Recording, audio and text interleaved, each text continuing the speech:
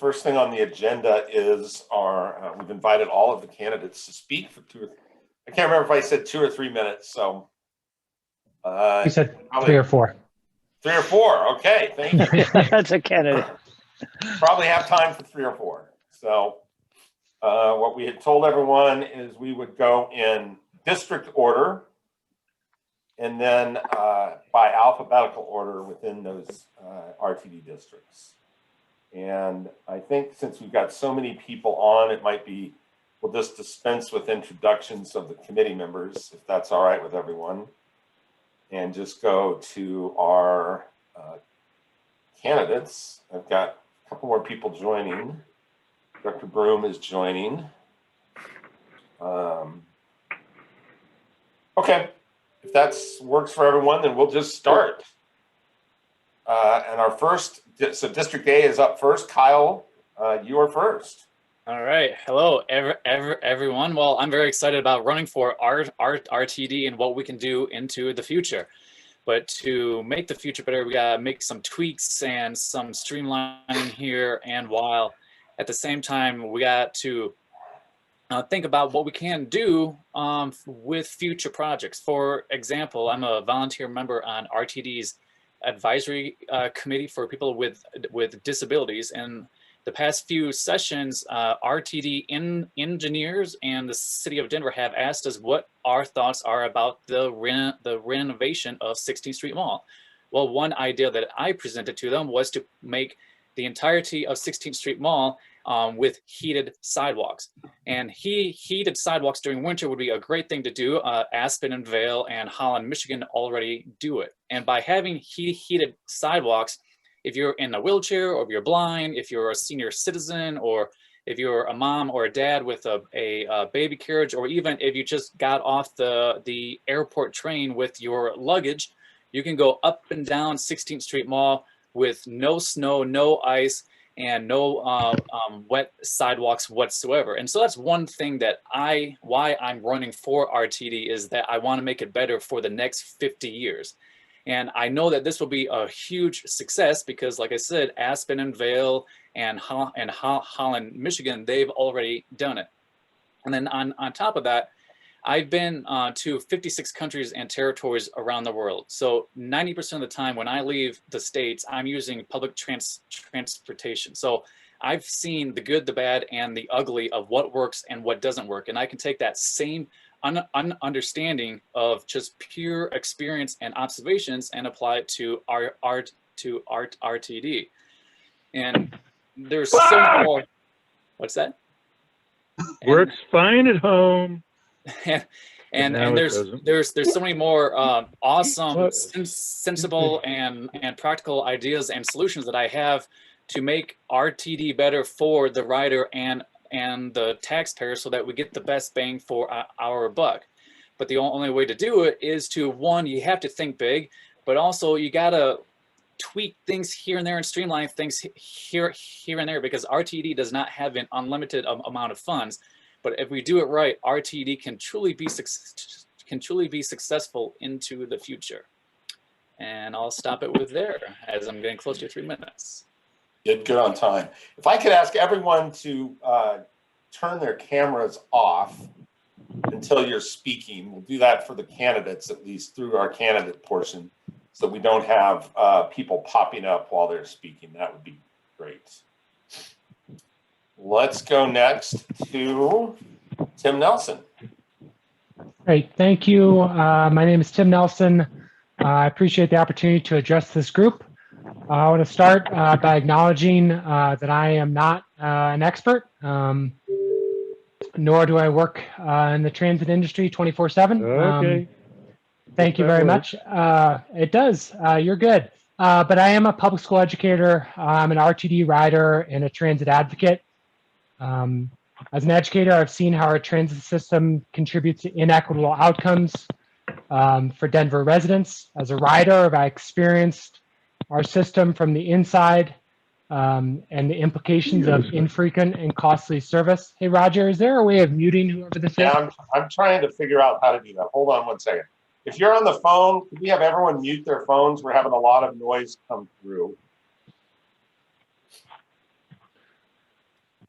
Great. As a writer, I've experienced our system from the inside and the implications of costly and infrequent service.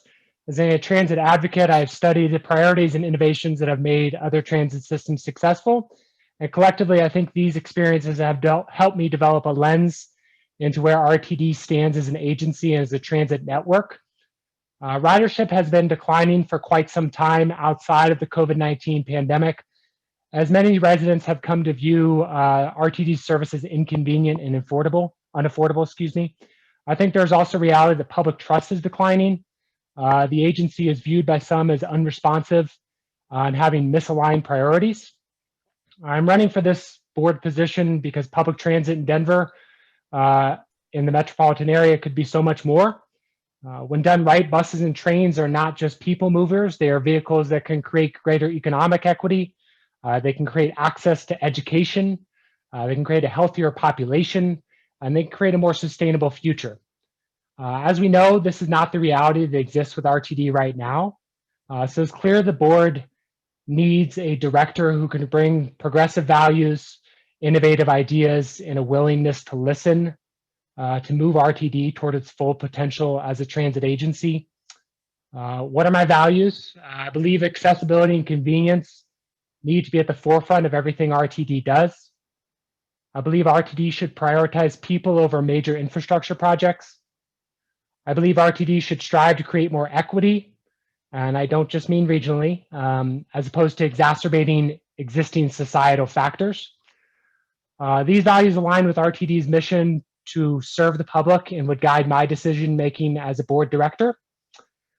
Of course, I do not come empty-handed when it comes to solutions. I believe practicality is king here, especially given the current financial restraints. I believe RTD needs to partner with municipalities and amend its boarding procedures to expedite its routes. That includes the addition of more transit-only lanes, incentivizing digital ticketing, piloting all-door boarding.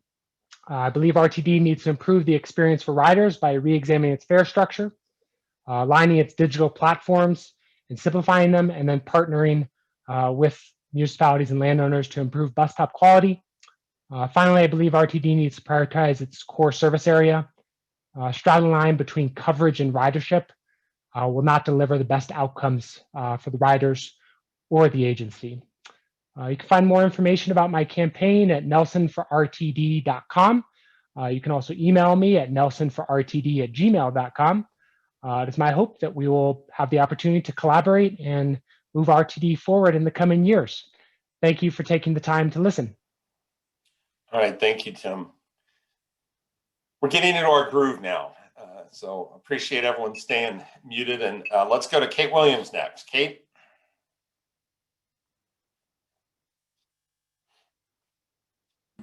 I'm trying to get here. There you go. Hi, everybody. I want to say hi to a number of people here that I know well, Dawn and Andrea and Christina and Pastor Dell. Hello to you all. I am running for the RTD District A seat because that's what I do.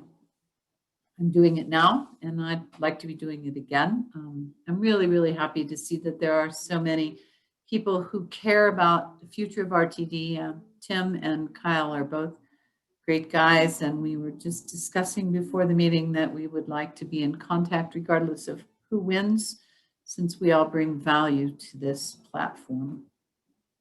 I am a transit professional.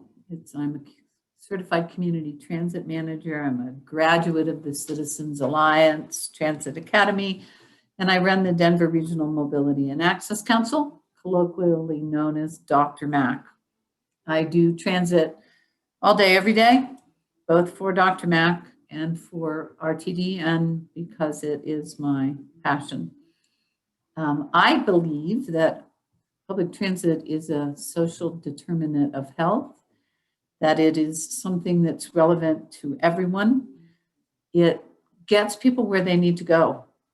And if that's a food bank, if that's a doctor's appointment, public transportation is necessary for the framework of our economy. I think that We at RTD, I also, as Kyle, have traveled a lot. And I think that here at RTD, we are actually relatively safe, clean, mostly on time, and reasonably priced. We currently have discounts for older adults, younger people, students, people who have qualified through the state's program based on their income. We have service for people with disabilities. We have reverse service that we're providing now if you are unable or uncomfortable going out in our current situation. You can have RTD bring your medicine or your groceries to you. We are partnering right now, we being RTD, since I am currently on the RTD board, I get to say we. We are currently partnering with all kinds of agencies. I was on the phone this week with a small county at the end of the RTD district who is having some service cut due to lack of ridership.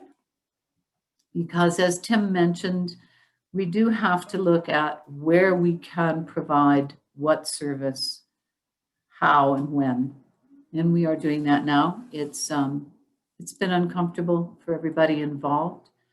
But as you all know at home, sometimes when there isn't the funding to do what you want to do, you have to do the best you can do with what you have. And I've been spending a lot of time since March looking at what is the best service we can provide with the money that we have.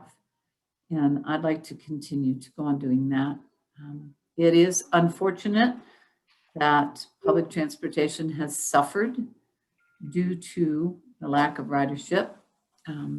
We were having issues with some ridership beforehand, but eventually I believe that we are all going to go back to public transportation because that's what we have to do for our climate. As I said earlier, well, am I up? Yes, you're up. You have about 10 seconds to wrap up. That's all right. I'll give you my 10 seconds back. Thank you all for listening, and I hope that you'll give me a chance to keep on doing this work. All right, thank you. All right, now we move to District D, Bobby Deschelle. Hi, how's it going? Roger and the rest of the committee, thank you so much for having me. My name is Bobby Deschelle. I will be the next director for District D. For me, really comes down to 4 or 5 key priorities: making RTD more accessible and affordable. So what I mean by that is RTD has a ton of great programs. So we need to be partnering with school districts, with other areas of access, Medicare, Medicaid clinics, to get people the Live Pass. And we also need to evaluate all of our discount options. What sort of overhead do we have in administering all of these programs that could really be reflected in a reduced fare value? RTD also needs to be, I would also be in favor of RTD exploring, like the city of Los Angeles, Kansas City, Olympia, Washington, as a free fare system. When it comes to accessibility, it's not just the fact of where the route goes, but also what the stop looks like. When I'm out campaigning, that's one of the most frequent things I hear is the quality of the bus stops. We need to prioritize community voice and decisions that matter. That means meeting with groups like this, meeting with other community groups, ensuring that there's a constant and transparent line of communication between directors, between RTD, and the community at large. Recruiting and retaining our best transit operators. Right now, RTD is contemplating laying off. Number continues to change, but I believe it's around 400 to 600 individuals, or furloughing them, while staff and management budgets continue to increase. The system doesn't run without our transit operators, and they need to be at the front of our priorities as we continue to make decisions and really make those decisions through a lens of equity. Protecting our environment, RTD needs to have a plan to get to zero emission fleet. At this point, the economics are there, as well as it's just the right thing to do for our environment. It's the right thing to do from an equity and justice standpoint, given the harmful effects of pollution. And lastly, transferring funds from private police to mental health resources. RTD employs a private police force known as Allied Security. And I would be in favor of really evaluating what does safety and security mean for our community? What does it mean for our over-policed communities? And what does it mean to transition to a different model of safety and security? I am also in the process of rolling out on my website really strong white papers on exactly how to get there, and look forward to working with all of you as well to really bring about change and create a transit system that moves for us. Thanks. All right, thank you, Bobby. Let's go to, so Paul Rosenthal, I don't believe is on, unless I missed you, Paul. He's, I think, still teaching in District E. He is unopposed. District F, Director Bob Broom, who is on, I believe.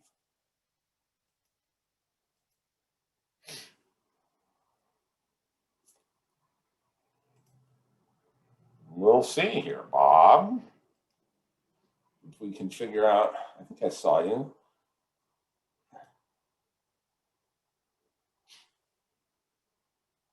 All right, Bob, I know you're probably trying to talk. We're trying to figure out where you're at.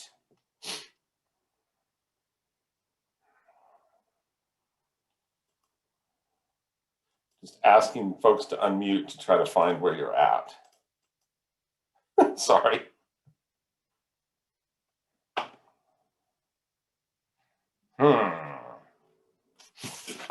Bob, why don't you text me what number you're on, or try calling back in, and we'll come back to you. Hopefully you can hear me. So, technical difficulties here. All right, let's go on then to District G. Bobby, or I'm sorry, Julian was not able to join us, but he sent a video. So I'm going to share my screen and play his video. And here we go. My name is Julian Dupain, for those that don't know me. I'm running for RTD Director for District G, which is an area that encompasses Parker, Lone Tree, parts of Castle Rock, parts of Centennial, parts of Arapahoe County, and parts of Douglas County. My apologies for not being there in person. I do appreciate you all taking the time to watch this video and listen to what my vision is for RTD's future. A little bit about myself. I've grown up in Douglas County. I'm now a Douglas County school district teacher. I'm going on my 4th year of teaching. And most importantly, I'm an RTD writer. I've been using RTD every year since 2013. I used RTD almost every day from 2013 to 2016 while I was attending the University of Denver. I was relying on the E or F line to get to my studies. And my wife and I now live next to a light rail station, and we use RTD as often as we can. The big part of my vision kind of started off when my wife and I realized that the price of RTD was just not affordable. We were realizing that was more efficient, that was quicker, and it was cheaper for us to drive downtown. Many of our District G residents, which District G is mostly a suburban district, were realizing and doing a cost analysis that RTD wasn't working for them. They're looking for other forms of transportation, be it ride-sharing apps, or be it just relying on their car. And I think ultimately that's why we've been losing riders every year since 2014. We don't have an efficient, we don't have an affordable, and we don't have an accessible transportation network. I think that we need new leadership. I think we need new innovative ideas to reevaluate what RTD as an agency has been doing for the last couple of years and why this strategy has not been working for a majority of people. I think that this has been affecting many people's lives. People that have been relying on RTD have seen the impacts of a poorly mismanaged system. And that's what I'm ultimately fighting for, is to get RTD back on track so that the people that are truly relying on RTD have that service available for them. They have RTD to be accessible. They have RTD to be efficient, and they have RTD to be an affordable system. And I also want to grow our ridership. Efficiency, affordability, and accessibility are key to our campaign, but also making RTD a long-lasting and sustainable transportation network is going to be key. And I think it begins with, one, having new leadership on the board, getting an information campaign, letting our patrons know to use our vehicles, that it's safe during a global pandemic as long as they social distance, they wear a mask, and they wash their hands after using our vehicles. I think having an information campaign and teaming that up with a more affordable and more affordable fare that can actually be competitive with other transportation options. That is going to be key to getting more riders back onto our vehicles. I think that is just one of the first steps into fixing this agency. I think that RTD needs to listen more to its local community leaders. I think it has to listen more to local public officials. And ultimately, I think RTD needs to listen to the people that use our transportation network. It needs to listen to its riders. It needs to listen to its drivers, its operators, and all its employees. They're the ones who are firsthand experiencing RTD, and they're the ones that can tell what is working and what isn't working. So ultimately, what I'm trying to do is get RTD back on track by increasing our ridership, by listening to our community, and making RTD the future of Colorado transportation. All right. Next up, let's see, is we'll do Ken Mahalik, and then we'll come back to Bob. Ken? Hey, thank you, Roger. Good afternoon, everyone. Yeah, my name is Ken Mahalik, and I'm currently the representative for District G, the southeast portion. And, you know, my motivation several years ago was out of a suspicion and skepticism about how the cost of the entire system. And having been there now for the last 4 years, I'm a lot more sympathetic to it. And I guess my background, let me back up a little bit. Yes, I work in the aerospace industry down at the tech center, and my motivation was to represent, or at least give a little more volume to the voices of the vast majority of people who don't ride, but are still subject to taxes. And, you know, I'm not here to sell snake oil or to promise all kinds of new things. I'm here to be a voice of reason and take a pragmatic approach to really what is the new reality. And that is going to be a much smaller agency for the foreseeable future. You know, for years, RTD was just adding and adding and adding more service, up to the tune of 600,000 hours of service that has been added over the years, and amongst flat ridership. And so if people weren't going to ride or chose alternative methods, then it's simply naive to think that given conditions now with more telecommuting and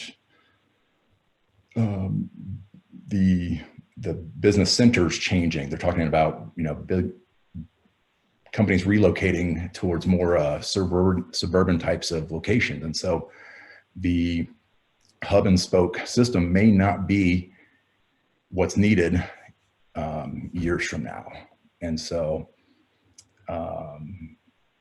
I want to continue representing this area and bring a little bit of a different philosophy to how we look at regional equity. We always talk about equity in many meetings, we never define it, but regional equity is now becoming more and more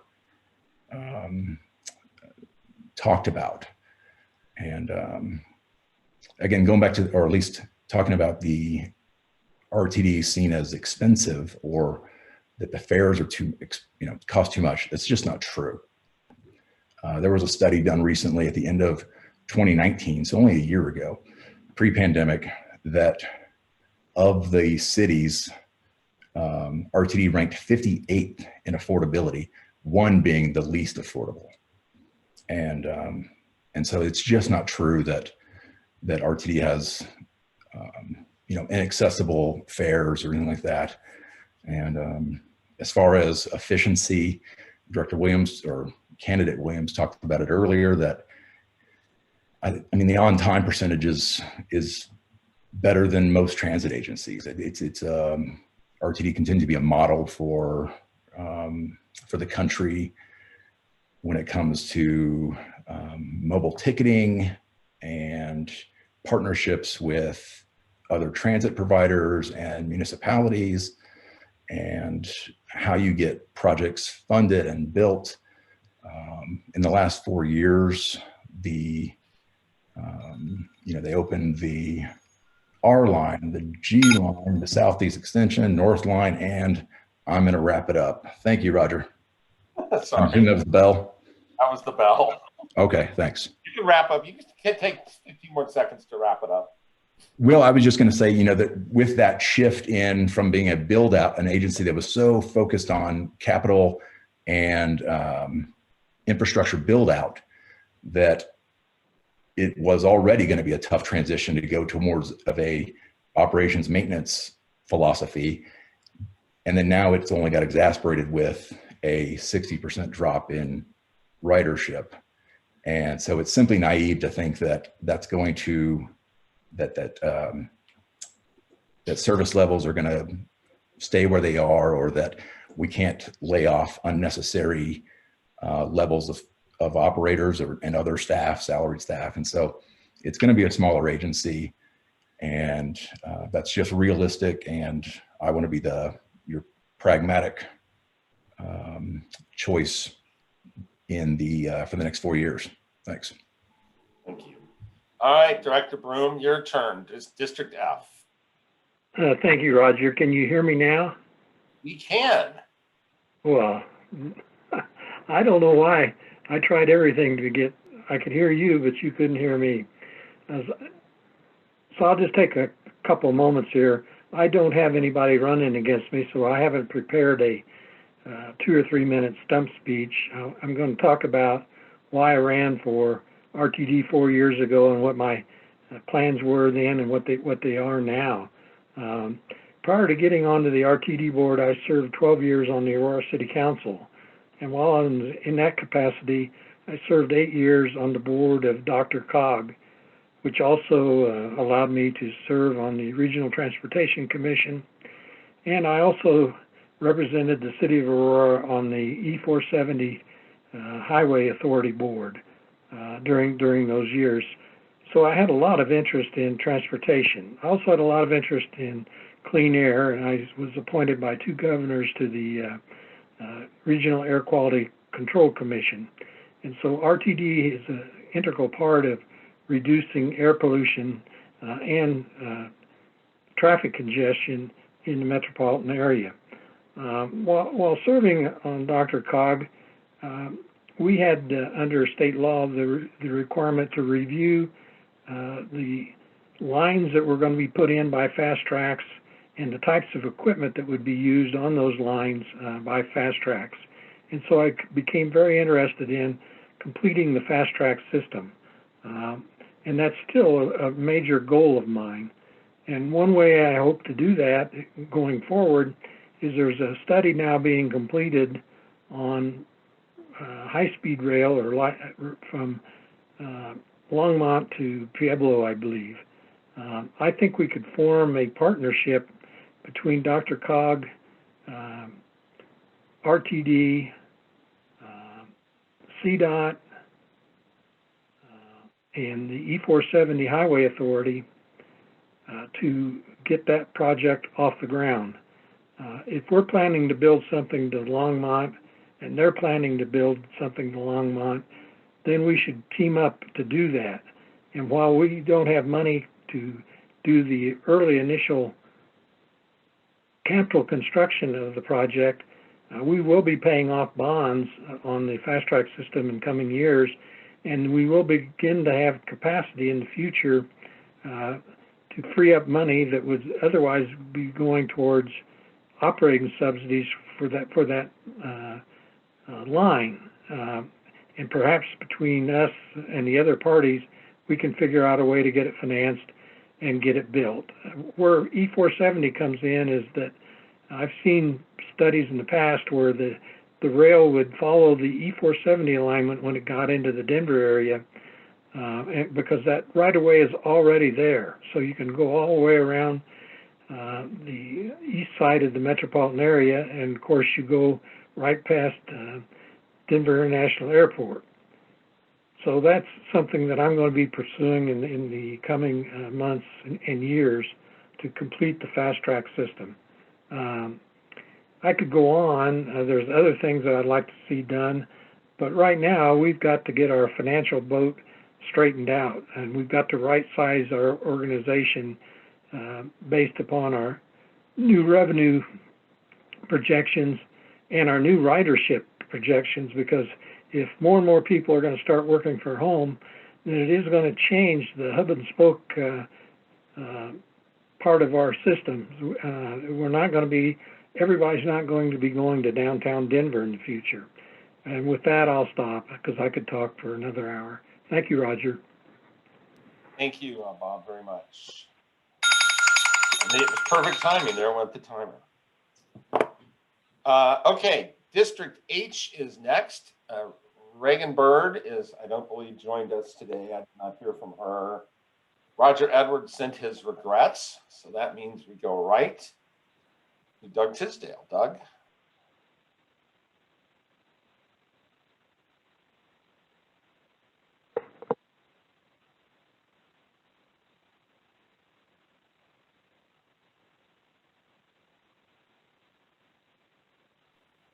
Doug, are you unmuting? There you are. You're still muted.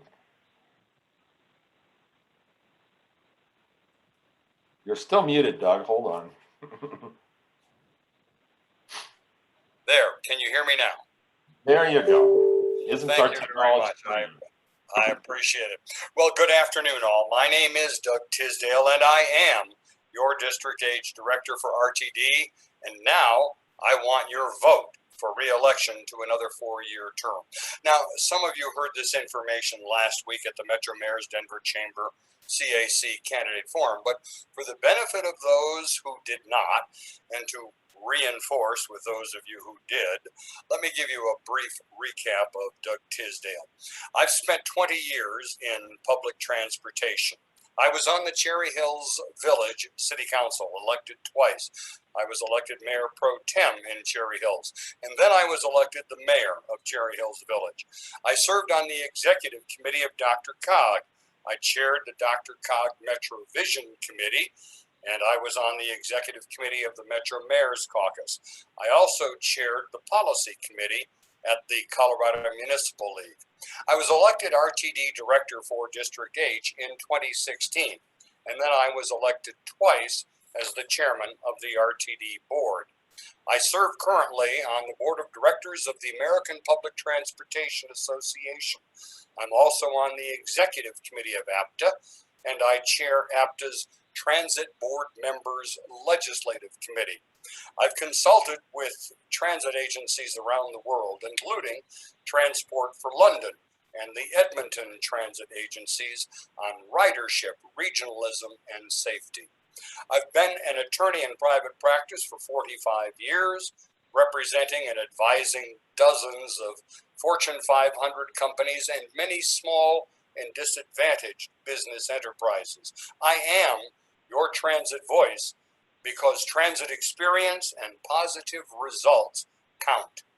And as everyone who has any connection with RTD knows, because they hear me say it repeatedly, I am a champion of communication, collaboration, and cooperation. And that's why I've secured the endorsement of almost 50 mayors, councilors, commissioners, and other elected officials throughout the entire Denver metro region. You can see those endorsements and much more information at TisdaleRTD.com. Remember, Tisdale RTD is all one word because nothing separates Tisdale from RTD. Now, that said, let me highlight one important issue in the time remaining. Right now, there is a significant threat that RTD and transit agencies around the world face: their economic sustainability. This is not just an RTD issue. It's not the result of financial mismanagement by the RTD board. It flows from a host of external factors. Now, in the past, this related to the price of gas and the general economic health of each region.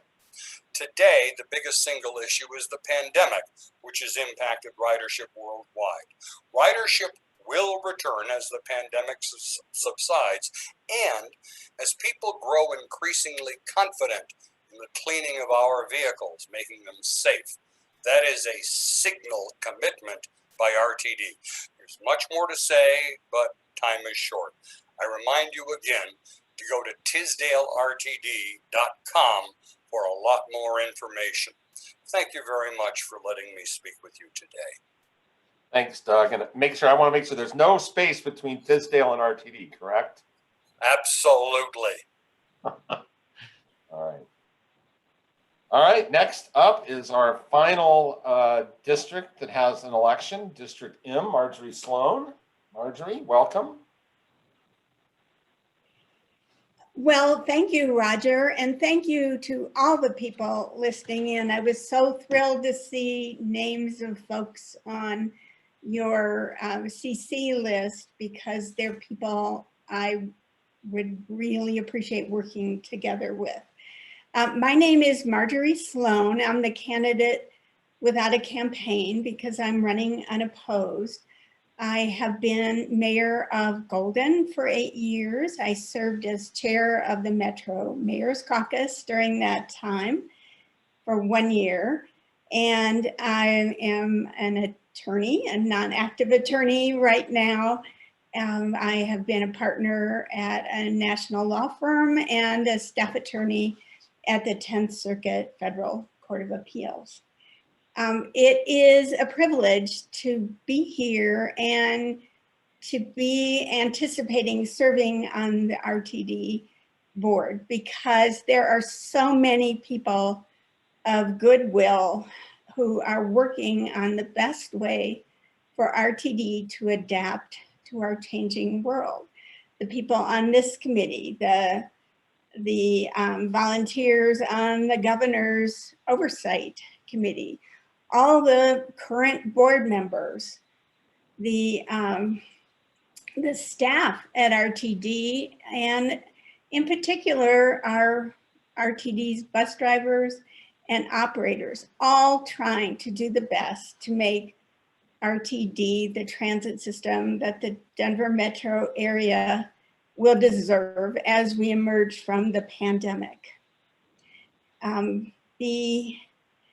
There are so many things that need to be changed now to adapt to the new system, and we've heard lots of interest in perhaps people won't be commuting to downtown Denver, which will call for revamping the entire system.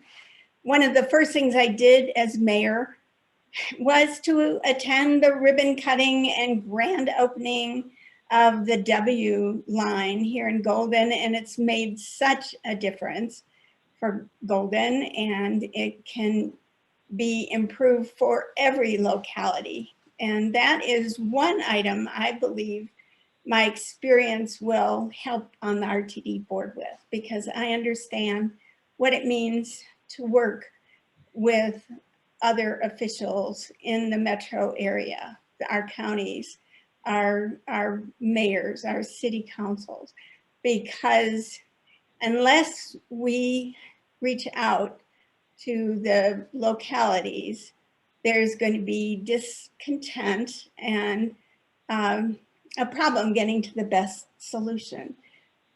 So working together is what I intend to do as we all together adapt our transit lifeline to a new world, unclogging any problems and working to make it the way people get around in the Denver metro area, thus making transportation in general more efficient, less likely to cause congestion, and thereby make a difference for climate change.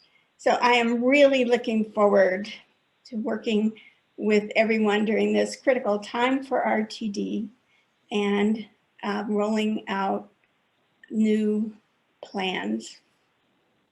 Working, and I don't mean to say that the RTD board and staff are not working as hard as they can, but everyone understands that it's time for a reevaluation. And as I said before, unclogging our lifeline of transit. So thank you very much. I look forward to rolling up my sleeves and serving. Thank you, Marjorie. So I'll pass it off to the two co-chairs. I got off script because I was worrying about the technical stuff. We were going to do a little overview of what the committee has been working on for candidates. Some of them have dropped off, but I'll turn it over to Joe and Joanna if you want to, or anyone else that might want to just have some general comments about the committee, because we do have 10 minutes or so before our next agenda item. So I'll just kind of throw it open to whoever would like to jump in. Roger, this is Joe. I'll jump in. I'm Joe Lamers, the co-chair of this committee, along with Joanna Morsicato. And just a little bit of history about the committee. I don't know how much Roger gave everyone, but the committee was started as part of the light rail project, and it is in statute. It's the only statutory committee that RTD has. The rest of the committees, like the accessibility committees and other ones, are founded by either the board or by management at RTD. So it's kind of an interesting, we're kind of in an interesting spot. Our task has become one to try to support the board with community input. And I want to start out by thanking all of the candidates. I think it's exciting that we have candidates, and thanking those directors who served. We've gotten to build some relationships there, and I think everybody's ready to work with RTD. The tasks are daunting. It's a very difficult time. It's also a challenge, and I am very proud of our committee. This has been a committee that has taken on some tasks along with staff. I'd like to recognize Christina Zazuega and Lindsay Alacone on the RTD staff that are with us. Along with the rest of the communications department, we got the RTD transit experience going, where we were teaching people how to ride the system before the COVID came. Like, we kind of put a stop to that. We've also been involved in much of the RTD Reimagine project. So the committee's taken an active role and always looks forward to being more active. And I have to say, I'm really proud. I think we have a stellar membership in our committee. And now I'll just be quiet. This is Joanna Morsicato. I'm the other co-chair. Let's see if we can find out how to get you to see who I am here. I've been on the committee for quite a few years as well, and I support everything Joe said, but I also wanted to add that our committee has some really stellar people on it, and we're extremely interested and available to whoever ends up actually on the board of directors after the election, and we wish you all the best. A part of our role is to provide a kind of citizens viewpoint and input from various involvement that the members in our committee provide. We also are excited to be able to provide our input to the board and to the RTD staff, and we would like to do more. So just want to put that plug in there that as things settle down after the election, we're ready to support the team and move forward. And that's all.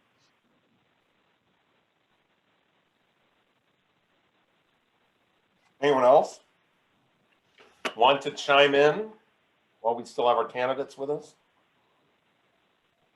It's the quietest this group has ever been.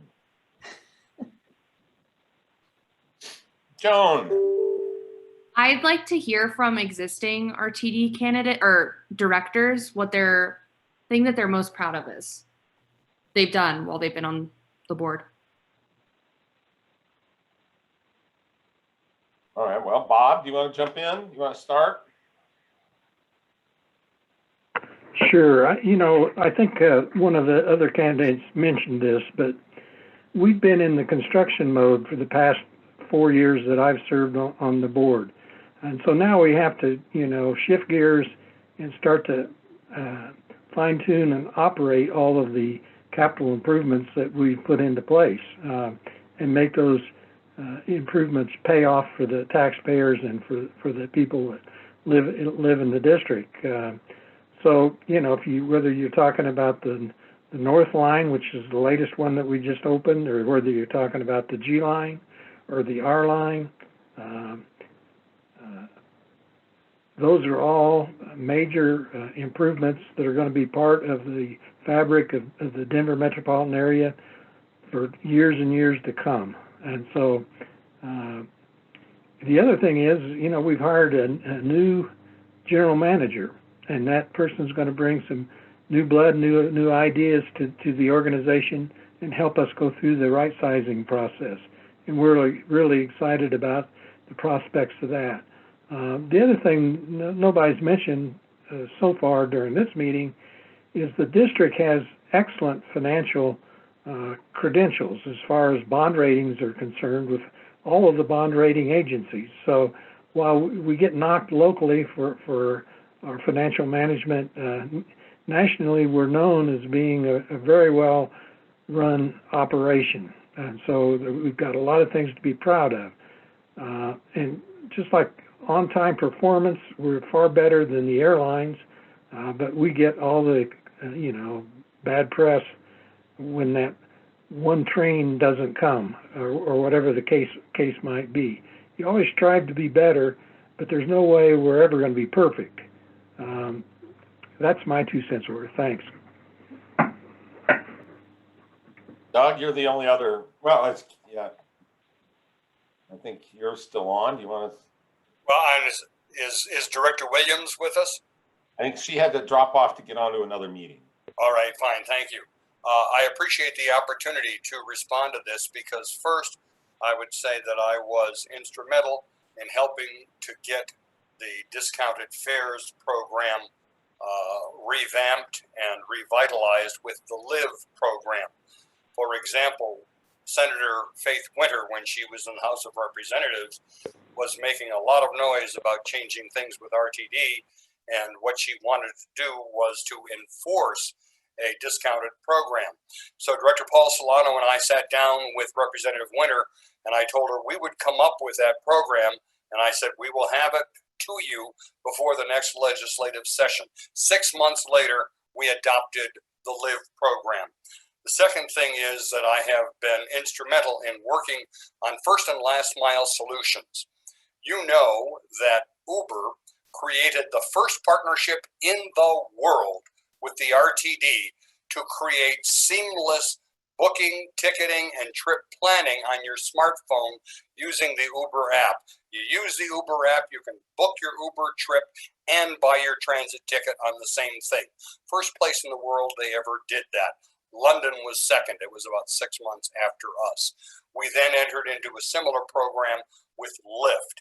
I'm very proud of opening the G line while I was chairman of the board because that thing just kept getting delayed and delayed, and I had long, hard discussions with our then general manager, Dave Genova, and we got that open, and it was a tremendous opportunity for all of us to celebrate what RTD has been doing with the completion of the fast track system.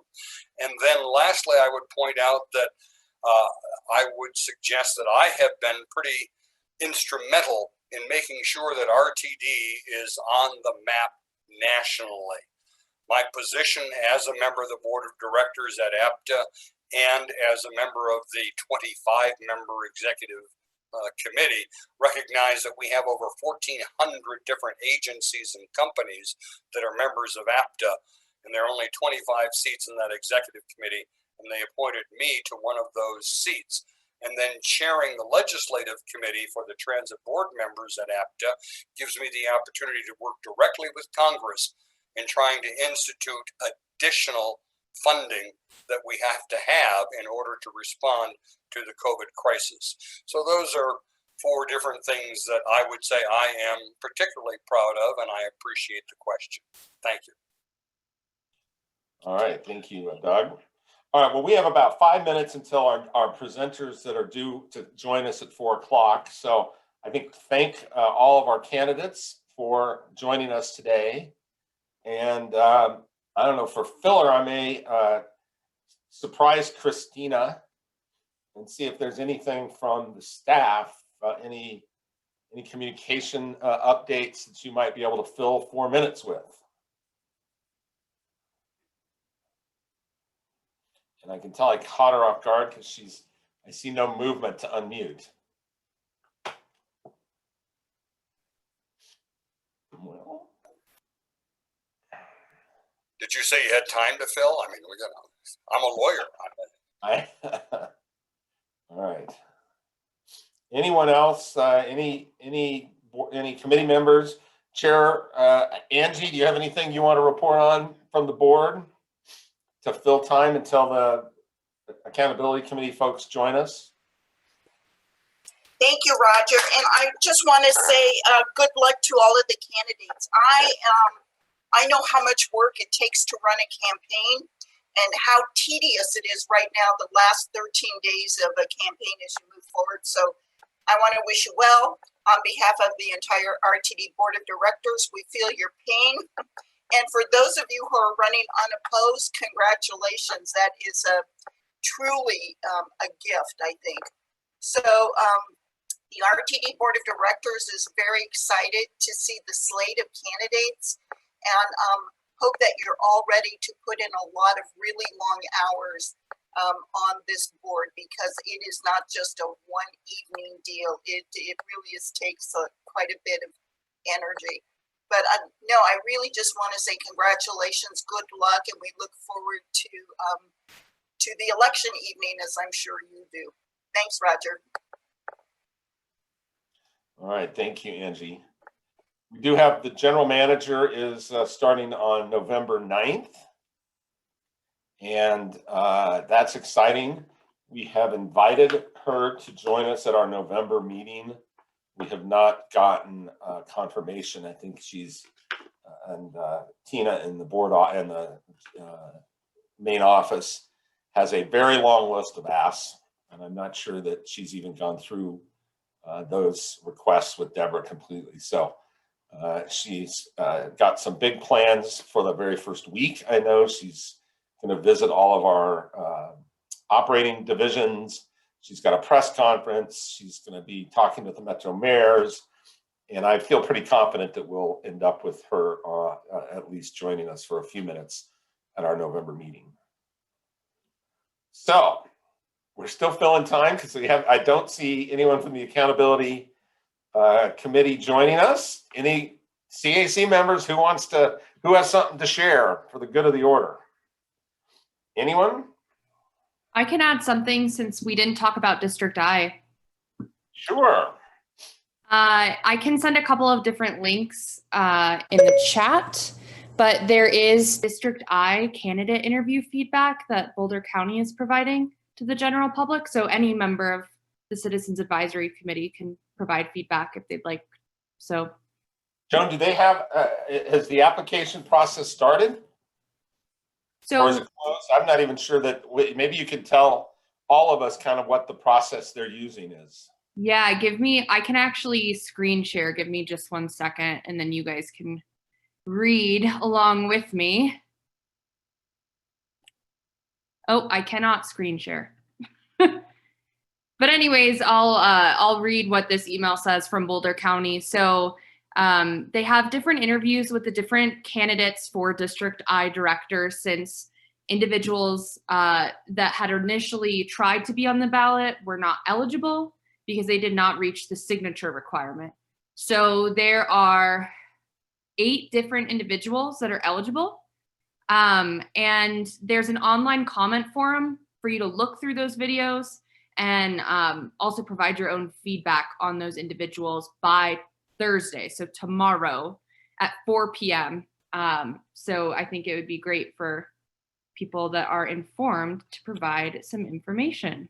So again, they were, those 8 are people that had previously expressed interest, or No, so the reason why this happened was because the individual who initially was unopposed in that district, but did not get enough signatures as a requirement to get elected or be on the ballot, then resulted in them going into CRS, which CRS rules essentially state that you have to have the county appoint an individual to that position.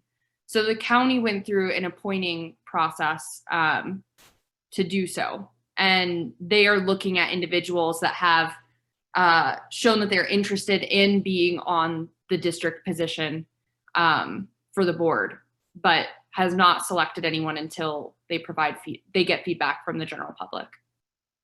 Does that make sense? It does to me. Thank you. Anyone else have questions or things to share? We're still waiting on our next presenters. I know they're going to join us. They did confirm.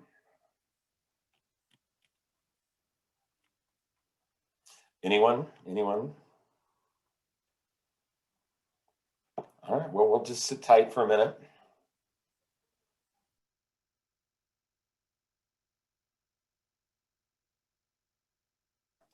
Feel free, someone, to jump in if you get uncomfortable with the silence. We'll just wait until our presenters join us. Doug and Joanna, anything you want to share?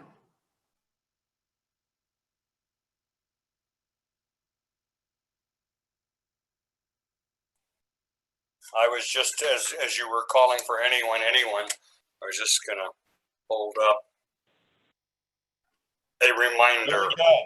A classic movie. All right, we did have someone else join. Maybe that's one of our presenters. And Danny. Hey, it's Danny. Great, welcome. Thanks. Elise, there's Commissioner Jones. Commissioner Jones is joining us. Thank you.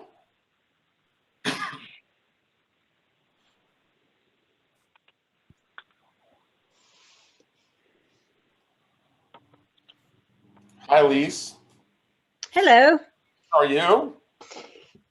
I am fine. It's been back to back to back meetings today, so I've been sort of late for everything. You had a chance to take a bathroom run. Yeah, no, That's the important thing. nope. Nope. That's not scheduled in. All right. Well, you're the first of your presenters to join. Okay. So we're just kind of in a holding pattern, waiting for others to join in. Do you have a presentation on your computer, or is it Dr. Cog, folks? I do have a PowerPoint. Let me make sure I can make you a co-host so you can share. And then I think Crystal had confirmed she was going to be able to join. Yes, she and I were both on in the same meeting. Okay. So I know she's around. I can text her and see.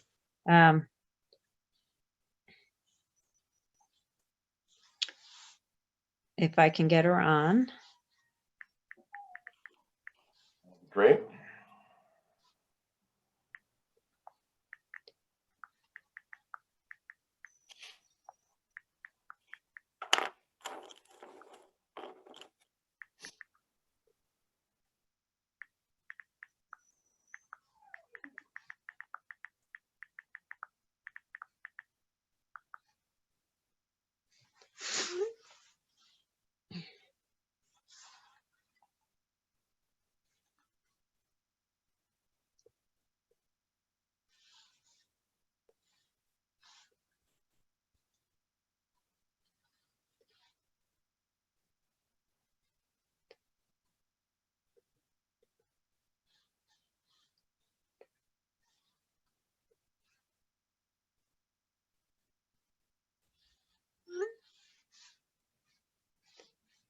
I could just break down and call her. We'll let you do that. Sorry to keep you waiting, everyone. No, that's fine. I can, while you call her, I can do a couple other quick updates for folks about November. We have confirmed that the Civil Rights Division will be doing a comprehensive update for the committee as well on the November meeting. We'll have Zami here and some of her team to present. So that is another agenda item that's confirmed. Hey, Roger. Yes, sir. You know, a couple of meetings ago, you remember we had the head of security talking about some of their new policies, and we got into, you know, a brief discussion about weapons and use of force policies, and there was an indication that they were going to get back to us at some point around that. Is there been any follow-up? I saw that it came up at a board meeting subsequently. Just wondered what was going on with it. I need to look back, and I'm not sure I recall what they were going to come back to us about, but there has been ongoing discussion at the board level regarding the security contract, and right. Director Lewis has had a couple proposals regarding resources going to the security firm, and some ideas. She's proposed some ideas about RTD funding some more community engagement folks that might might help people navigate to services rather than having our security be the ones that. Hey, Roger, this is Lindsay. So the Transit Police just received a grant to hire a homeless outreach coordinator. So they will be putting out a call for applications for that position, and that individual will be working with the Transit Police to provide assistance to our riders. And then we will also have an additional 4 mental health clinicians joining staff in January to help our riders as well and assist the Transit Police in contacting people that may need support. So more to come on that, but it's really great that we're able to provide this service. All right, thank you. Council member, thank you for joining us, Crystal. Hi there. Sorry about that. I'm having some fierce technology issues this morning, or today, really. It's not even morning anymore. All right, so I will just turn it over to you two to take it away. And I see we also have Doug Rex with Dr. Cog on. Hi, Doug. Thanks for joining us. And we'll let you guys take it away. So one of us should try to share our screen for the PowerPoint. Yes. Yes, and I think I've made both of you co-hosts, so you'll be able to share. Alrighty. Let me see if I can share my screen. Apologies for the puppy in the background. All right, give me one sec.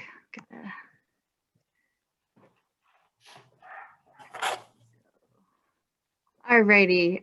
Well, thank you everyone for giving us the opportunity and inviting us to the conversation today. My name is Krista Murillo. I'm a Aurora City Council member for Ward 1, which is the northwest part of Aurora, Anschutz Medical Campus, Stanley Marketplace, and the Lowry redevelopment area. So I'm really excited to be co-chair alongside my colleague Elise Jones, who you'll hear in the latter part of the presentation. She's a Boulder County Commissioner. So we're here to kind of give you a brief overview of some of the work we're doing and kind of just the general makeup and charge of the RTD Accountability Committee. There's several RTD related committees, so I'm glad we have a chance to kind of clarify that a little bit further. So as you guys can see, I won't read off the slide, the governor and the sponsors of the legislation put together a group of folks kind of across a broad intersection. We have folks who are expertise with economic development, HR, transportation equity, urban planning, as well as elected representation. And that's where I lie. Committee members, again, you can see a little bit more specifically about where we're represented. I think we have a really fantastic group. Again, we have counties, cities, mayors, council members, developers, our nonprofit sector included and represented in our conversations. And so far, it's been a robust dynamic. I mean, people have different intersections and how RTD planning impacts their ability to do their work. Here's a few more. Some of these names might be familiar to you all. Let you guys kind of look at that as well. So really our mission is kind of what I stated before. So to come up with some broad recommendations around improvement of RTD, and that's not just to the governor, but it's also to the staff of RTD, our General Assembly, and just really the public. And you'll see in a minute or in a few slides, kind of the way that we decided to divide the work for, just to make this a feasible RTD accountability committee with volunteers. And really, we have a public comment section included in our operations in our committees as well. So we are very much trying to influence, impact policymakers, decision makers in a way that I think is unique because we aren't directly connected to RTDs. So I think we have the liberty to be a little more out of the box and not so worried about constraints about the inner dynamics of the RTD group because we don't actually work for them, independent groups. So overarching goals, I guess I kind of went into this a little bit. Oh, bless you. Sorry. So we're leveraging kind of all of the different experiences that our committee members bring to the table, thinking about mobility, interconnectedness, and trying to be even though we have a broad charge, trying to be as helpful as possible. And that doesn't happen unless we have kind of tangible recommendations for these different organizations to work on. So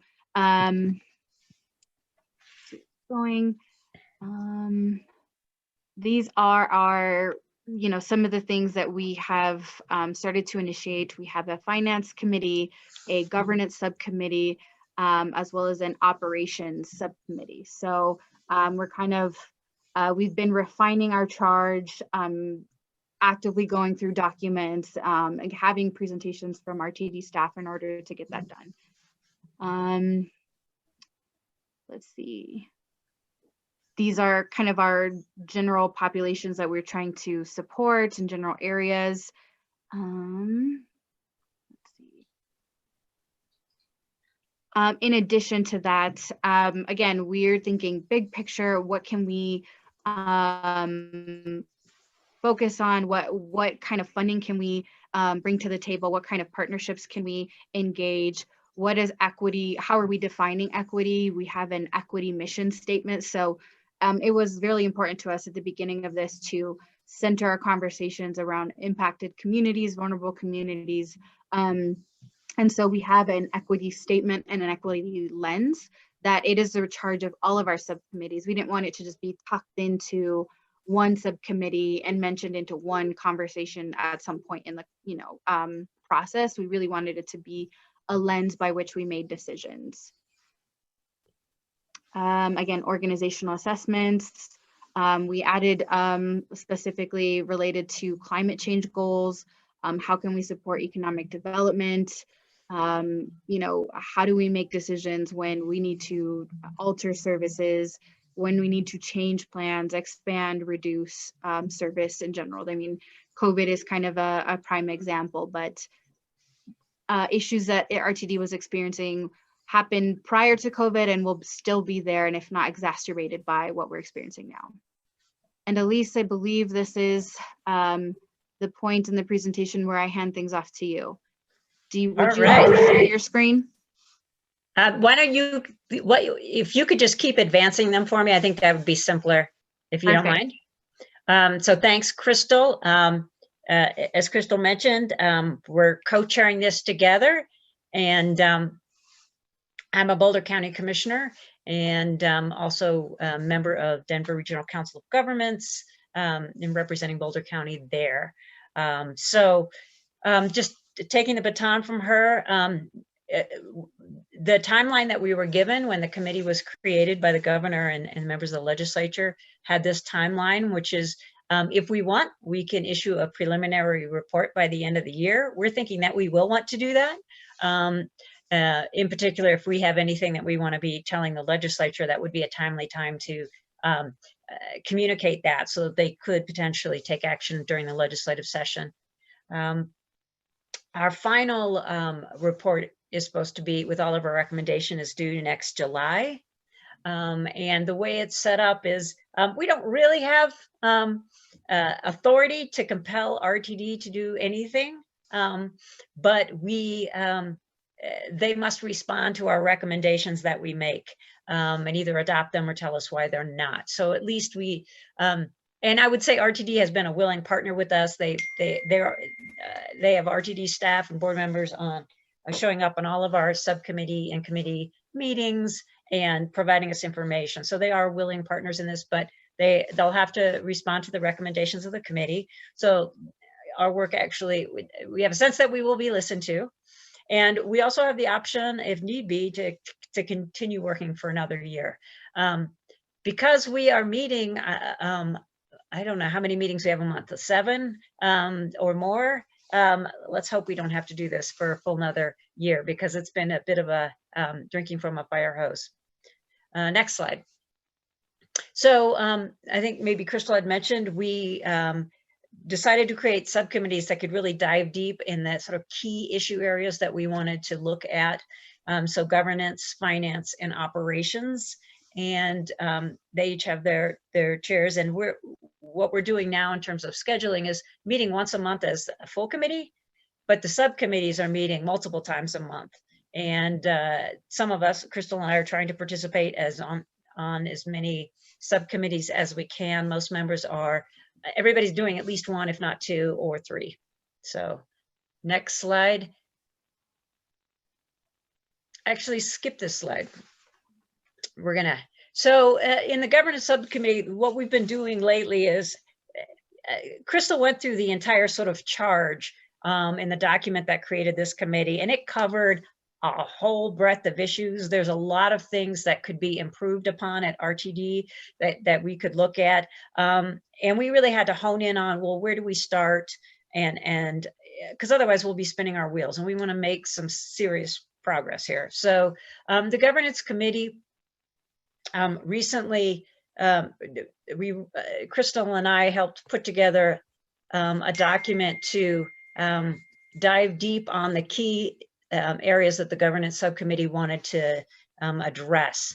So sort of top priority is looking at an alternative potential governance structure for RTD that could look at a different and better partnership with the local governments that RTD serves. And we're kind of intrigued with a potential, looking at a potential regional, sub-regional model that recognizes that there might be a natural division of labor between the regional transit system that RTD definitely has to be in charge of and operate, and local transit systems that exist in each county and in all major cities. And there might be a natural division of labor and funding there, but a partnership to make sure that they're integrated.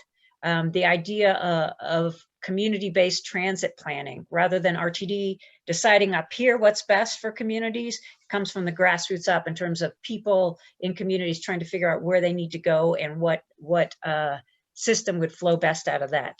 And maybe there would be an ability in this local regional partnership for local, to leverage local money to add into the system.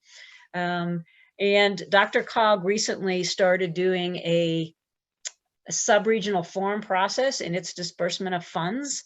that really goes county by county, each county sitting down with its municipalities to figure out what works best in terms of transportation projects. That could be a model that we might look at, or could be other structures like RTAs or something else, again, to do this partnership. And the idea of making sure that there's some performance criteria to measure whether or not we're meeting goals, and that could be the Metro Vision goals from Dr.Cog. So that's a key one, is looking at a different governance structure. Another one, the next one is partnerships with other transit agencies and nonprofits. There may be better ways and more expanded ways to deliver transit.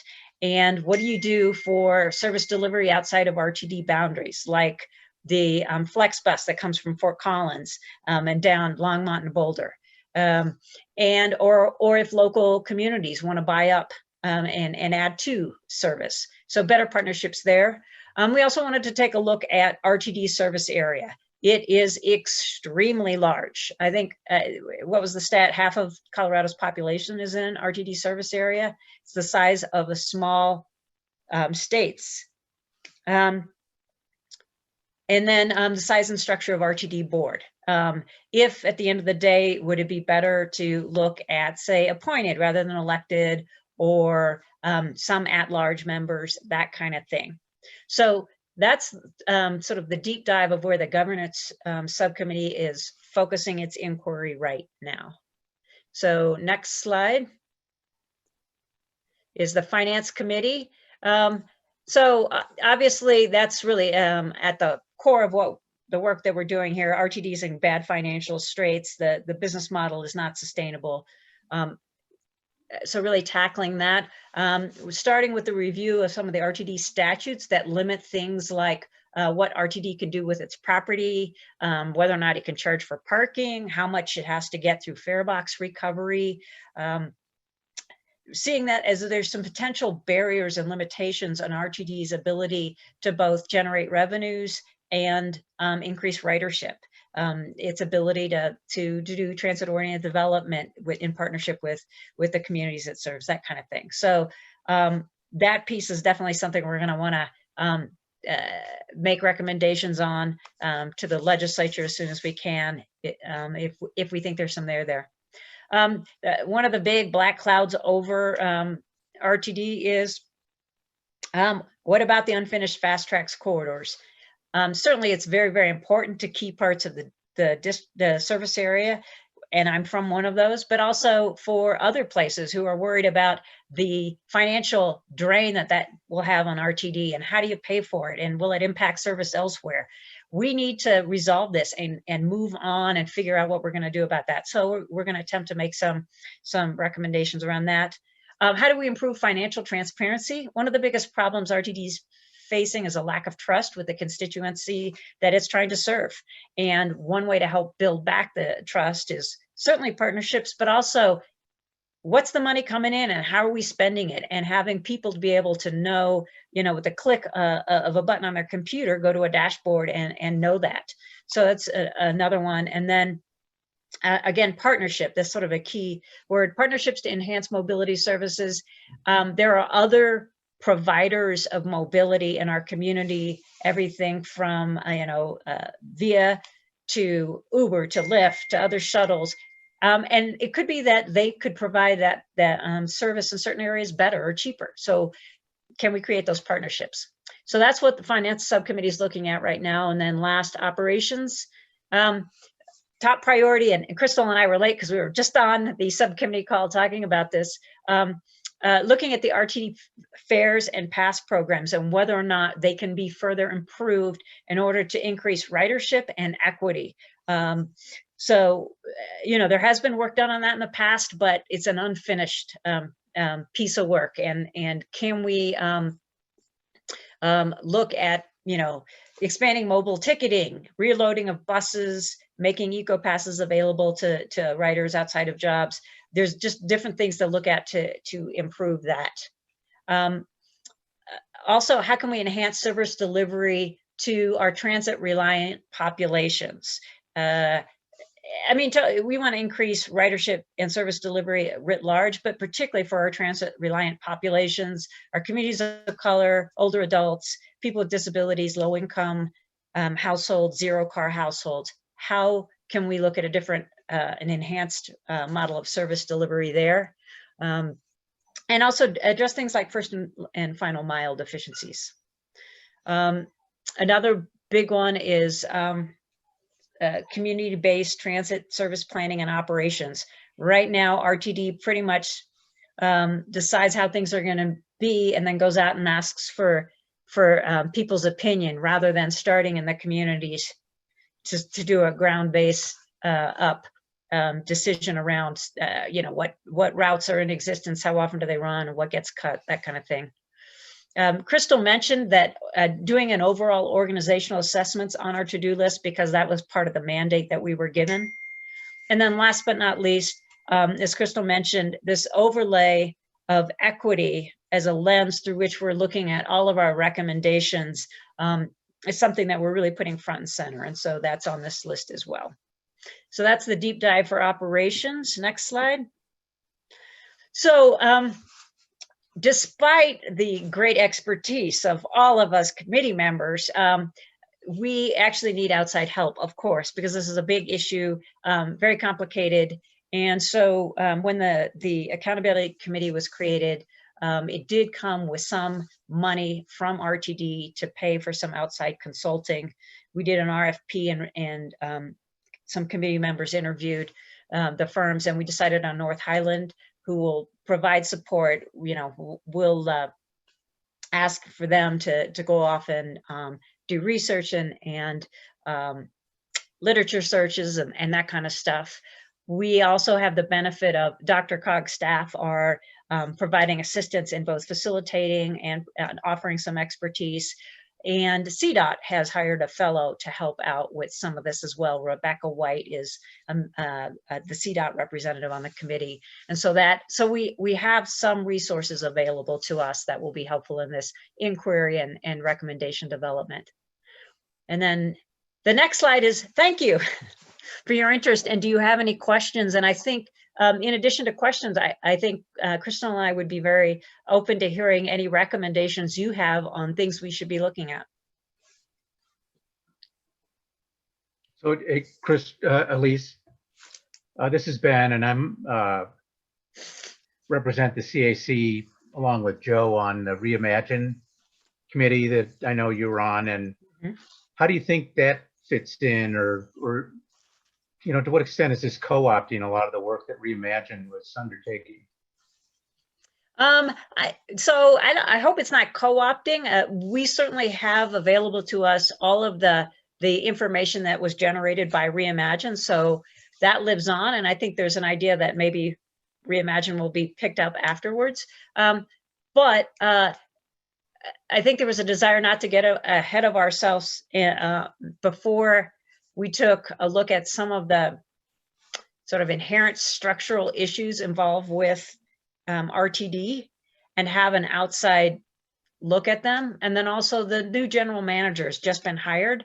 And there was a feeling like we also need to slow down and include her in the conversation. So I'm hopeful that that will, we can go back to Reimagine later, but that we won't lose what's been done to date with Reimagine. And Crystal, jump in and add to any of that if you have any thoughts on that. You know, I wasn't part of the RTD Reimagine. One of my Aurora City Council members was part of that, gives us regular updates. And again, to Elisa's point, our goal is to not reinvent the wheel, but rather use that group and the work that's already been done to help inform kind of our charge. So again, open to areas in which you think there is overlap, just general comments on both of those processes. Hi guys, I asked this question in the chat, mainly directed to Elise because she's been heavily involved in the process, but I know that you guys are in the process of appointing someone for District I director. And when you were talking about structure, the first thing that came to my mind was the consideration of that process maybe for the future. Is that something that you guys have been considering across the RTD district as you guys have been talking, or has that not been a part of the conversation? So the idea of appointing members rather than electing them? Correct. Gotcha. So if I didn't mention, I meant to, part of the governance subcommittee's inquiry, we'll get to that point of, you know, could we make the RTD board structure more effective? And, you know, it has been, I have my own personal opinion about that, which is it's sort of, I don't know that the reason that RTD is in difficult times, you can't look back and say, God, if we just had a better board, you know, that's not the case. But that having been said, there could be a better structure. A 15-person board is kind of big. And there has been a number of people that have suggested that maybe board members are too parochial. Appointing a board member doesn't solve that problem.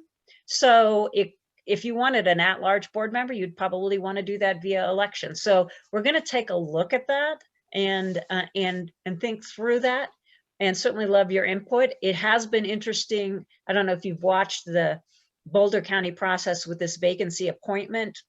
This is for those of, I think everybody knows that's happening, District I. Nobody qualified for the, before you came on, so yeah. Okay, so we've tried to make it super inclusive and have an online survey now. Everybody can look at the interviews of all the candidates, the applications, and email us their thoughts. And we modeled it after the general manager search. So, you know, I can report back on that, and you can see if it feels like that result, you know, ended up in a good place. But it is something that the accountability committee is going to take a look at. Awesome, thank you. A request. I'm Andrea Suhaka from the Arapahoe County LCC. And it seems that it would be a good idea for members of your committee to visit all of the local coordinating councils and get their viewpoints, because we're there to represent, excuse me, the vulnerable communities. And we may very well have thoughts to share with your committee. And I know just from listening to you talk, I'd love to have you come to our Transportation Solutions Arapahoe County. That's it. You know, that's a really good idea to get input. I would also, you know, and maybe we could do that. We'll have to see if there are enough hours in the day to visit everybody, but certainly over the next year, one would think we'd have enough time. There's also an opportunity for public comment at every full accountability committee meeting, and the subcommittees, we're trying to make them a little more informal. So there will be an opportunity for you too to come to us and speak as well. So we can make that sort of a two-way situation. Great, thank you. This is Roger Hara, a CAC member on District F. Just a theoretical question. To what extent is change in the composition of the General Assembly next year after the election going to impact the results of the report that you make? Because I have to believe that some of the people who were involved in pushing for the creation of the task force aren't going to be around. The governor will be certainly, but I would have to believe that other members of the General Assembly won't be. And so what do you guys think about how your report is going to land and what's going to happen to it, considering the pandemic, budget impact, so on and so forth? You know, that's a good question. And I think any elected body, that's kind of fair conversation to have. I'd like to think, and just, you know, the structure of our recommendations of our committee, it's not, you know, made up of, I don't know, I think it's a pretty broad enough group in terms of buy-in from different industries and communities where those recommendations still exist. Aside from, who's in the state legislature. I think transportation has been a priority regardless of what side of the aisle you are or what level of government you represent, for years. We just haven't gotten it right per se. So, so I don't think these recommendations are solely dependent on who is in the state legislature. Oh my goodness. One moment. Lisa, did you want to add something? My puppy's banging on my door as well. It's obviously feeding time. I would also say that the actual the two transportation committee chairs are not likely to change. And the governor, those are the folks that established the committee. So I actually, of all of the things that the elections might impact, this is not at the top of my list at all. I think we span the political spectrum across RTD's district, and regardless of political party and that kind of thing, there is a strong desire to have a robust transit system to serve constituencies and to better support our economy. So I don't know that it will impact it all that much, surprisingly. But to be mindful of the next legislative session, we do want to see if we can make recommendations by the end of this year, that optional reporting period, because I think it'd be a waste opportunity to not kind of chime in if possible. So some of those refined goals, again, there's so many things we could do, but some of those refined goals were specifically being cognizant of the next legislative session to see if there's anything that our state legislature can act on in the short term. So, fair question. I agree with Elisa's comments as well. And just kind of, again, circling back on what I was saying about who's involved in this process, who commissioned this accountability to be put together, the fact that there's public input, we want to connect with different community groups. That I'm not sure that entirely changes the conversation in terms of our recommendations. I want to make sure Doug Rex feels comfortable chiming in if he has anything to say on any of this as well. I know you invited him to participate too. He left the call. What? Put a chat that he had to get to his executive committee meeting. Fine. I would like to ask, I'm a skeptic. I love you both. Long list of things that you'd like to talk about, and I'm sure there's going to be some wonderful recommendations. I'm wondering how much money will the legislature be willing to allocate to be able to actually implement a lot of these pie in the sky kind of goals. I mean, pie in the sky maybe is not the right way, but these are some important things that you're talking about. But let's face it, RTD, the problem is resources. And how are we going to address that kind of just basic assumption, basic challenge that we've got?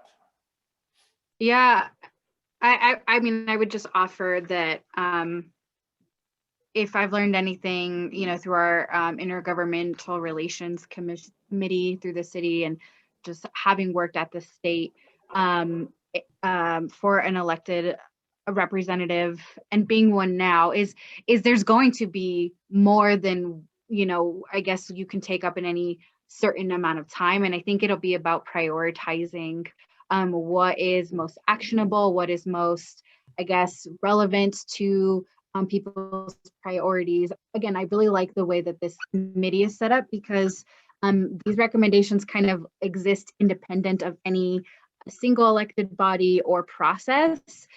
It's just literally going through what do this group of people think is the best way to improve RTD. And in that report, I would imagine we'll start having a discussion around the best way to, I guess, and the right order to implement those kind of recommendations. So, I wish I had more like concrete answer on which ones we're going to pursue, which ones are most viable. But at the end of the day, that's usually how things go. Is there's a suite of recommendations, and kind of depending on the temperature of the legislature or wherever the decision needs to be made is kind of how those get prioritized, just in my experience. Sorry. just adding on to what Crystal said, I don't think our recommendation is going to be to the legislature, hey, take a bunch of money out of the general fund and bail out RTD. That ain't going to happen. And we're not going to recommend that. So you're right that its resources is a lot of it, but part of it is the reason we're going to have to get resources from somewhere. We could probably also allocate existing resources differently to achieve better outcomes. But until we rebuild the trust, you won't have the opportunity to go back to voters. And that's, I think, a key piece of our work is if we can make RTD, improve those partnerships, those relationships, make it work better, then local communities and the people there can say, oh, I can invest in this vision.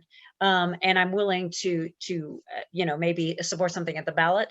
And then the other thing I would say is we are at a moment in time where we are going to have to rethink transportation in terms of if the state is serious about meeting the climate goals that it put in legislation in 2019. Those are stiff goals, and transportation is now the top greenhouse gas emission.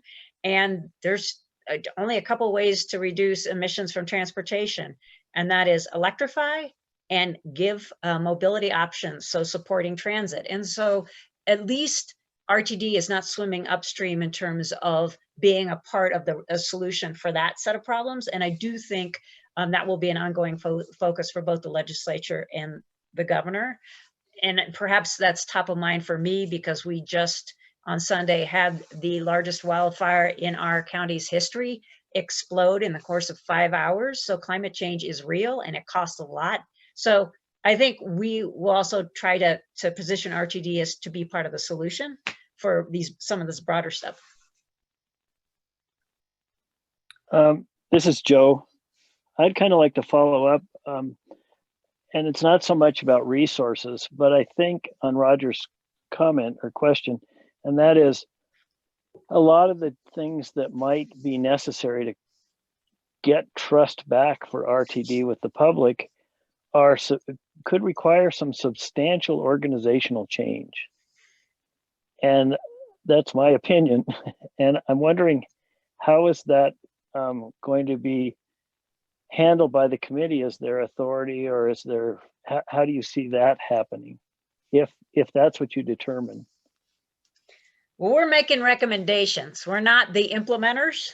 Right, I get that. Yeah. Right. So some of our recommendations will be towards RTD to make changes internally, and some will be to the legislature and the governor. And I think if our recommendations suggest major structural changes, then that could be legislative in nature. We're not there yet, but it could. And certainly, I think we're open to hearing what people think about RTD structure and what those changes are that would make it work better.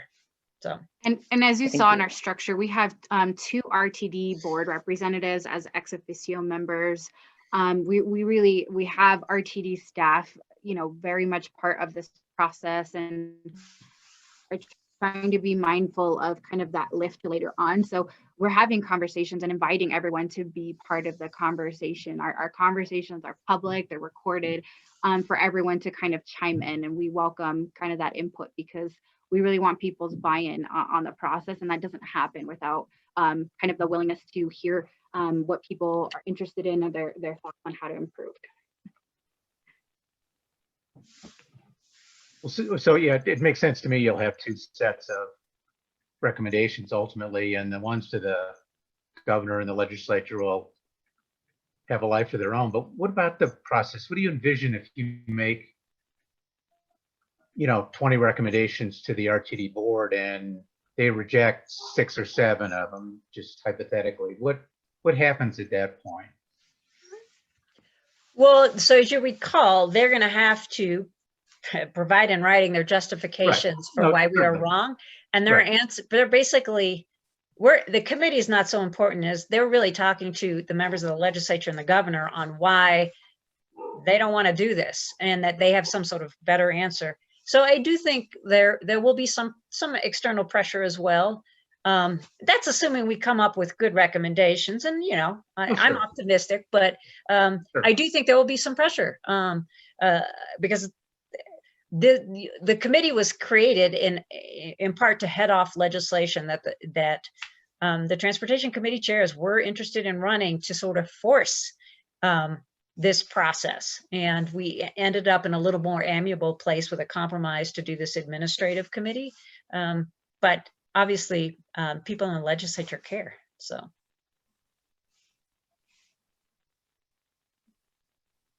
I've had a looming question for you guys since you are considering doing that optional report that'll be due by December. That's coming up very shortly. Do you guys have recommendations that you're already looking to provide in that report that you would be willing to share with this group, or should we just attend some of those meetings to figure that out? I don't know if we've gotten to any tangible recommendations, just to be frank, at least not in the operations committee. We spent a lot of time trying to get us with the right infrastructure to kind of run the meetings, the right vision, lens, and just process of just having an equitable way of sharing within our committee, all of our differing opinions. We haven't gotten that far. I don't know, Elise, if you have any thoughts on any of the other subcommittees of how progress has been made. We don't have any recommendations developed yet. What we've done is said we need to get recommendations in these areas, and I tried to do that part where I talked a whole lot. Those are the areas where we know we want to make recommendations. So for example, the review of statutes to provide more options, that kind of thing. So you can sort of anticipate recommendations, but they're not formulated yet. And just to add in, surprisingly and unsurprisingly, it took a long time just to get to those really small bits of information, because as you know, there's all the things we could do, and that's exactly what we were trying to do. We were trying to accomplish too much, and people didn't feel like we were moving fast enough. So we had to kind of take the reins a little bit and narrow things down. So I would encourage you to chime in, but I think that the list that we shared with you all is the best information we have at this point in terms of areas we're looking at. To that point, you all may want to get that draft. There's a detailed 2-pager that gives a lot more detail than we did on the areas of inquiry, sort of focus areas, and it's in the staff packet for the last RTD Accountability Committee. I could make sure that Roger gets a copy of that if you guys want to look at that level of detail. I think I have that, Elise, and I'll send it out. And I'll also send everyone the link if you want to sign up, register for the meetings. I mean, they are very transparent. Everything's open, and it is the subcommittees. I mean, I will hand it. These folks are spending a lot of time on this. So if you have a lot of extra time and want to virtually go along with the work, that is an option. And I can send that link out to Dr. Cog's page where you can sign up. Other questions? Danny, it looked like your lips were moving. Can you hear me now? I can. We can. Can? Yes? Yep. Okay. Sorry, I'm on my phone and my computer, and I'm not really sure. Have to unmute both. So I'm going to preface this with saying that I am new to this committee, and I'm learning a lot about RTD. So please take what I say with a big block of salt. And I have some comments and questions tied to my field, which is conflict resolution and change. That can be difficult for kind of systems that have been stable for a long time or something, okay, and getting public trust. So I know someone, I can't remember who brought up Reimagine and that project. I do want everyone who's tied to this accountability committee to recognize the concerns that people might have when there are overlapping initiatives that might be complementary, but if it isn't clear to people, then it can seem like the people involved don't know what they're doing. Why do they have multiple initiatives that are kind of overlapping and something's not complete? It's just new, really, and something else is starting. And some of the same goals are in place. You talk about some of the same things that I could find on the Reimagine RTD website. And it doesn't mean that what you all are doing shouldn't happen. I think that communicating the connections, the overlap, the purposeful complementary activities can be important for building trust into the process, in addition to the transparency. I don't think transparency is enough. When you say, we're starting this, we got a chunk of money to bring in consultants, I'm like, well, that doesn't really sound that great. If there was this other initiative that wasn't successful, why keep putting money into things like this to come up with recommendations for change? And again, I want to learn more before I say like strong statements about this looks bad. I just think when communicating to the public, acknowledging those connections and other initiatives is important, so that people know there's purpose behind things and not ignoring other things like reimagine, if that makes sense at all. And the other thing is, I hope that with community input along the way, I hope there's a big emphasis on the experience of using RTD. That's one way that I'm coming at this committee, is as someone who moved from two bigger, like metropolitan areas where it was just a very different experience. And I choose to use RTD here. And I think every time I go to a stop or a train or a bus, I think about my experience and I think about the tools there. And I hope that that is also part of this at some point with getting community input. It's not just about, I don't know, I hope the experiential piece of it is part of it, because I think that that's also what could help bring more people on who don't have to use it, is having a good experience. And I bring that up now because I haven't heard that approach on these meetings. So let me answer the reimagine one first. That's a really, really good point. And let's just call a spade a spade. We are serving on this committee. We did not create it. But Reimagine RTD was a process that was run by RTD. This committee was set up by forces outside of RTD with cooperation from RTD, but without, but it is not driven by RTD. It is not captive of RTD. It's not staffed by RTD. So it's seen as independent. And I think that's a key part of why people think, well, maybe they have a shot at this, because we get to make recommendations that RTD wouldn't make, or RTD staff wouldn't make, or felt like they couldn't make, or maybe the RTD board felt like. Another thing, we aren't elected, so we can't offend our constituents. I mean, the committee members aren't, right? We get to say, ideally, the honest truth. This is broken. Here's a way to fix it that we think would be good. And maybe you're not going to like that answer, but this is what we, after looking at this is what we think. And so that's why this Reimagine was put on hold, because it felt like we were going to travel the same ground. And the thought was, we need to have an outside entity take a look at this, because they can say things and that maybe that RTD may not want to say or look at or whatever. Nothing against the Reimagine process. I was a part of that, and it's a nice deep dive. And I think it's something that could be brought back up. But there was a reason that this committee was created, and it is different in a pretty fundamental way from the Reimagine process.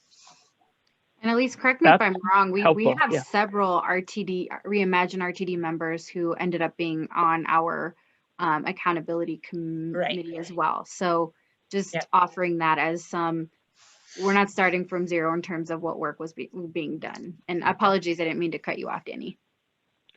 Oh, no, I was just saying that, thanks, Elise, and thank you, Crystal. That is helpful, that more knowledge. And I'll keep reading and maybe joining in on listening on some of the discussions. And I'll be really curious to see where this goes. I will say also, like, one final comment is something that we study with protracted conflicts in my field is every time that there's an initiative trying to make big change and it fails, or we quit, we start something new, it has the potential to decrease trust in the people who are benefiting from it every time. And I hope that that's also something we keep in mind as we, as the committee does its work and, the recommendations come out, anything that comes after it, like making sure that it is kind of road tested really before it gets started. Because if there's another reimagine and another thing tied to accountability reimagine, it just hurts the case in the long run for people buying into any like improvement, I think. It keeps me up at night. I think a lot of people are like Roger, like, yeah, this isn't going to be any more successful than anything else has been. So I think there is probably I think more people assume that we will fail than think that we will succeed. But I think we care enough and are optimistic enough that it is possible, and our region deserves a world-class transit system, and it's possible to get there, that we're willing to give it a try. But I think, yes, there's a good chance, or at least a lot of people think there's a good chance that we will fail. But Crystal and I think otherwise. So. Well, let me just say that I think it's not the people involved that will make it. I think it is a very complicated charge that this group was given, and there are some fundamental issues that you're talking about that if you solve just 2 or 3 of those, that'll make a big difference. I mean, certainly defining success is important. So, and I think you mentioned it, Councilwoman, that there's a long list, and you're not going to be able. Not everything's going to be done all at once. There will be there'll be some critical things that get done, and perhaps that helps move the needle on some of the next level of changes that need to be made. So, kind of like dominoes. Hopefully. Yeah. All right, Wait, Danny, I didn't answer your question about user experience. That exact point was brought up by Chris Frampton, I think it was, on our committee, who wants to do a survey exactly about that. Is, would you recommend this experience to somebody else, and why, and how do we do that? So that is something that's on the list and that we're aware of. So and that public comment period in the beginning as well. Yep. Good. And the real reason I bring it up is because I moved from places where it was almost required, necessitated that you take public transportation. So it's different. You're already going to have huge ridership because it is what you need to do because it's not feasible to have a car or something. And here we're not in that place. Like, there are people, and I'm so happy to hear you call, kind of frame it as, transit reliant people. But what does it take to get people who don't need it to want it and to buy into it for various reasons? And it's not always going to be about wanting to do things better for the environment or to not sit in traffic. People, it's also about the experience. It's about the technology there. It's about how clean they are. If they're all run down and rusted over, all of those things I feel like holistically can have an effect on people wanting to ride. And I'm really curious, how, as we grow, also the quality of the experience and how that increases. So. Yeah, and team, I need to hop off. I want to just make one last minute. I have a 5 p.m. meeting I need to just get ready for. But just to add to that, that's why we are, I think, having representations from different levels of government and decision making is so important, because I deal with things like transit oriented development. How do we incent density, affordability near transit stations, right? And so I agree with everything you just said about the experience, but I think in addition to just the quality of life from a city and urban planning perspective, how are we incorporating and being complementary to our growth? I can speak for Aurora specifically, but I would say any municipality. How do we complement our growth initiatives with the planning that we have for our transit, just our transit infrastructure? Because we know that RTD connects to the 2 major business hubs, DTC and downtown. So it's completely important and relevant. And I think just inherently having that perspective, I deal with that all the time, is going to, I think, hopefully add value to the process. But I hope that was helpful, but I'm going to have to log off. Elise, I hope you can handle the last bit. This is a tough crowd, but I got 3 minutes. I can do it. Yeah, I believe in you. Hi, it's Paul Rosenthal here. Hi, sorry I came on late because I had to work late a little bit at work. As you may know, I will be on the RTD board starting in January, since I don't have an opponent. But I just, so I did not have the benefit of all the discussion up to now, but I did hear about the last 25 minutes. My hope is that this will be a process where the board can engage the oversight committee and engage everyone who's part of this process, so that there's a lot of idea sharing and how can we come up with some good solutions. So, you know, I hope to be part of that process. I look forward to working with everybody and to finding some good solutions that work for the ridership and for the community. Thank you. That sounds good, Paul, and happy to talk anytime, or you can join in on the committee and subcommittee calls as well. Thank you. Thank you. Appreciate that. We're at 5 o'clock. Good meeting, everyone. Elise, thank you so much. The committee's next meeting is the 18th of November. And I guess we'll just call it a day. Thanks, everyone. Thanks for having us. Be well. Bye-bye. Bye. Thank you. Thanks, Elise. Thanks, Roger. Thanks, everybody.